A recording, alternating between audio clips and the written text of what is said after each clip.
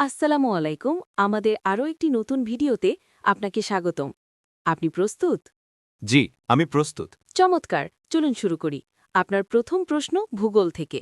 বরেন্দ্র অঞ্চল বলতে বর্তমানে কোন অঞ্চলকে বোঝায়? বরেন্দ্র অঞ্চল বলতে বর্তমানে রাজশাহী অঞ্চলকে বোঝায়। সঠিক উত্তর। এবার বাংলা ব্যাকরণ। রত্নাকর শব্দটির সন্ধিবিচ্ছেদ কি হবে? রত্নাকর শব্দটির সন্ধিবিচ্ছেদ হল রত্ন প্লাস আকর। একদম ঠিক। পরের প্রশ্নটিও ব্যাকরণ থেকে। কোন দ্বিরুক্ত শব্দজুটি বহুবচন সংকেত করে? পাকা পাকা আম এই দ্বিরুক্ত শব্দ জুটি বহুবচন সংকেত করে। খুব ভালো। এবার সাহিত্য। বাংলায় টি.এস. এলিয়টের কবিতার প্রথম অনুবাদক কে? বাংলায় টি.এস. এলিয়টের কবিতার প্রথম অনুবাদক হলেন বুদ্ধদেব বসু। সঠিক। অগ্নিবীণা কাব্যগ্রন্থে সংকলিত প্রথম কবিতা কোনটি? অগ্নিবীণা কাব্যগ্রন্থের সংকলিত প্রথম কবিতা হল প্রলয় উল্লাস। আমি আরও কিছু যুক্ত করতে চাই। এই কাব্যগ্রন্থে মোট ১২টি কবিতা সংকলিত হয়েছে। অগ্নিবীণা কাব্যগ্রন্থটি ১৯২২ সালে বাংলায় ১৩২৯ বঙ্গাব্দের কার্তিক মাসে প্রকাশিত হয়েছিল। দারুণ। এবার একটি বাক্যভিত্তিক প্রশ্ন।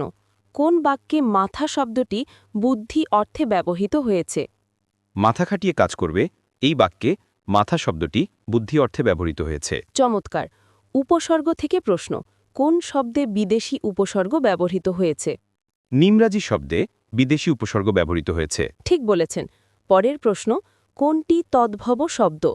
চাঁদ হল একটি তদ্ভব শব্দ। খুব গুরুত্বপূর্ণ একটি প্রশ্ন। বাংলায় কোরআন শরীফের প্রথম অনুবাদক কে? বাংলায় কোরআন শরীফের প্রথম পূর্ণাঙ্গ অনুবাদক ছিলেন ভাই গিরিশচন্দ্র সেন। আরও বিস্তারিত তথ্য দিতে চাই। ১৮৮৬ সালে তিনি এই কাজটি সম্পন্ন করেন। যদিও এর আগে মাওলানা আমিরুদ্দিন বসুনিয়া আংশিকভাবে কোরআন শরীফের অনুবাদ করেছিলেন ১৮০৮ সালে। বাংলায় কোরআন শরীফের প্রথম অনুবাদক হলেন গিরিশচন্দ্র সেন। বিস্তারিত তথ্যের জন্য আপনাকে ধন্যবাদ।